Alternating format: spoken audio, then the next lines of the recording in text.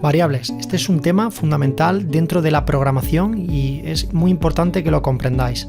Veréis, he estado utilizando en lecciones anteriores el término variables sin entrar a explicar qué era, pero en esta lección vamos a explicarlo en profundidad. Una variable no es más que un espacio dentro de la memoria del ordenador que utilizamos para almacenar una información de cualquier tipo que sea aceptado por el lenguaje. Por ejemplo, podríamos estar guardando un número en ese espacio de memoria, podríamos estar guardando una palabra, una frase, podríamos estar guardando una imagen, por ejemplo. Una variable está compuesta de dos cosas fundamentales. Por una parte, el identificador o su nombre, que es, digamos, la etiqueta que estamos poniendo a esa variable para poder referirnos a ella y obtener su valor, que nos dé su valor, o poder cambiar su valor. Y por otra parte tenemos el valor de esa variable. El valor es la información que guardará esa variable. Esa información podrá cambiar en tiempo de ejecución o de forma dinámica durante la ejecución de nuestro videojuego. Es decir, el número de vidas de un jugador puede ir cambiando durante el transcurso del juego. Por tanto, ese valor que está almacenado en algún lugar de la memoria irá cambiando. Y por otra parte, ese valor de vidas, por ejemplo, del jugador, debe de ser accedible, es decir, debemos de poder saber en cada momento las vidas que tiene el jugador y debemos de poder cambiar ese valor. Os voy a dar unos cuantos consejos fundamentales a la hora de crear variables. Por una parte, que utilicéis identificadores o nombres que sean fáciles de entender, de manera que cuando pase el tiempo entendáis perfectamente a qué hacía referencia esa variable. Si una variable almacena el nombre de un jugador, vamos a llamarla nombre de jugador. No tiene sentido que la llamemos estrella de la muerte, por ejemplo, como he visto hacer algunos profesores de programación. Por otra parte, comentaros que en Lua, en Roblox, no vais a necesitar especificar el tipo de variable que es. Únicamente necesitáis darle el valor y el identificador. Es decir, no tenemos que decirle a Roblox si la variable que vamos a guardar es de tipo número o de tipo cadena de texto o de tipo imagen, porque él lo va a deducir cuando reciba un valor para esa variable. Y por otra parte, comentar que en el caso de Lua, para los que seáis programadores ya avanzados, no hace falta que indiquemos modificadores de acceso. Para los que sois novatos en programación, esto ahora mismo no os dirá mucho, pero para los que ya sois programadores, no necesitaréis decirles si una variable es privada, si una variable es pública, etc. Lo que sí que recomendaré ahora será lo siguiente. Por una parte, deberemos de utilizar una nomenclatura llamada camel case para poner el identificador a la variable. Esta nomenclatura consiste en darle a la variable de nombre la primera letra en minúscula y a continuación las siguientes primeras letras de las palabras que estén incluidas vendrán en mayúscula. Si os habéis fijado, los nombres de la variable no tienen espacio y son una única palabra. En ocasiones esa palabra puede estar compuesta de varias palabras. En este caso, esta variable que he llamado nombre de jugador está compuesta de nombre de jugador. Pero el identificador es único, es nombre de jugador todo junto. Sin embargo, podemos utilizar las letras mayúsculas para hacer una separación entre palabras. Debemos, y casi diría que es casi obligatorio que lo hagamos, porque es un patrón que siguen todos los programadores.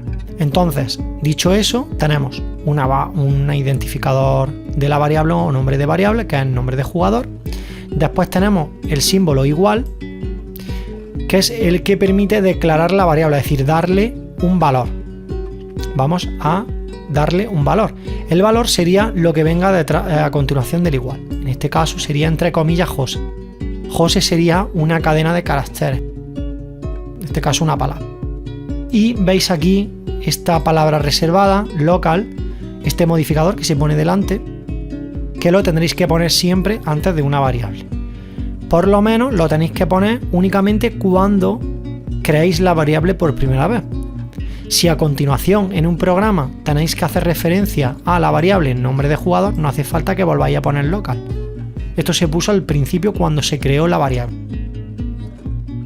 Si creáis una variable que se vaya a utilizar de forma pública, es decir, que pueda ser, digamos, accedida, se pueda acceder a ella o modificar a ella desde objetos o desde fuera de ese objeto, deberemos de dejarlo tal cual os he explicado antes, es decir, con la nomenclatura camel case.